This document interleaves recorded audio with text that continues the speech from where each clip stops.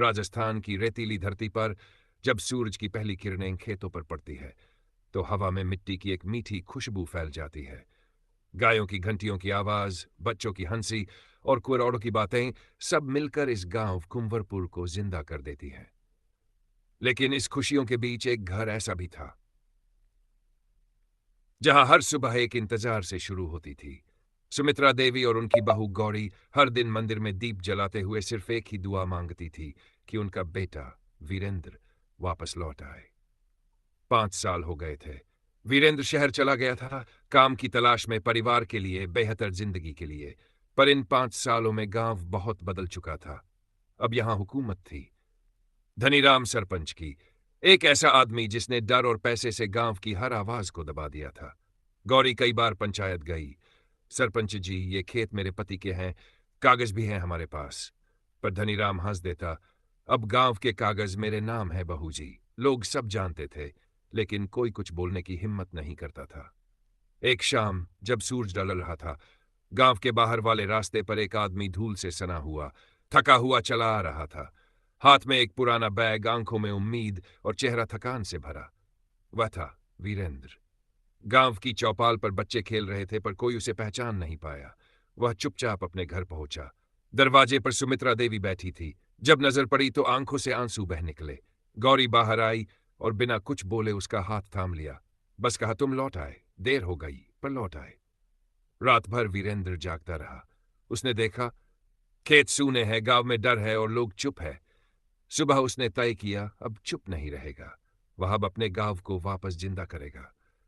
अगले दिन उसने अपने पुराने दोस्तों को बुलाया, रामू, फकीरा और छोटे लाल। तीनों ने कहा, हम तेरे साथ हैं वीरू, पर धनीराम से भिड़ना आसान नहीं। वीरेंद्र बोला, सच कभी आसान नहीं होता दोस्तों, पर जब खड़ा हो जाता है तो सब झूठ अपने आप गिर जाते हैं। रात का सन्नाटा था। पंचायत भवन के अंदर वीरेंद्र और उसके दोस्त चुपके से दाखिल हुए, हाथ में टॉर्च और दिल में हिम्मत। उन्होंने फाइलें खंगालनी शुरू की और तभी एक पुरानी तिजोरी से निकले कुछ दस्तावेज, जिनमें गरीब किसानों की जमीनें फर्जी हस्ताक्षर से धनीराम के नाम की गई थी। वीरेंद्र ने सबूत इकट्ठे किए और अगली सुबह पूरे गांव को चौपाल पर बुलाया। सुबह पंचायत के सामने वीरेंद्र ने फाइलें रखी। पूरा गांव जमा हो गया। वीरेंद्र बोला, ये खेत हमारे हैं। इन कागजों में लिखा है कि धनीराम ने सब कुछ फर्जीवाड़े से हासिल किया। धनीराम चीखा, यह झूठ है।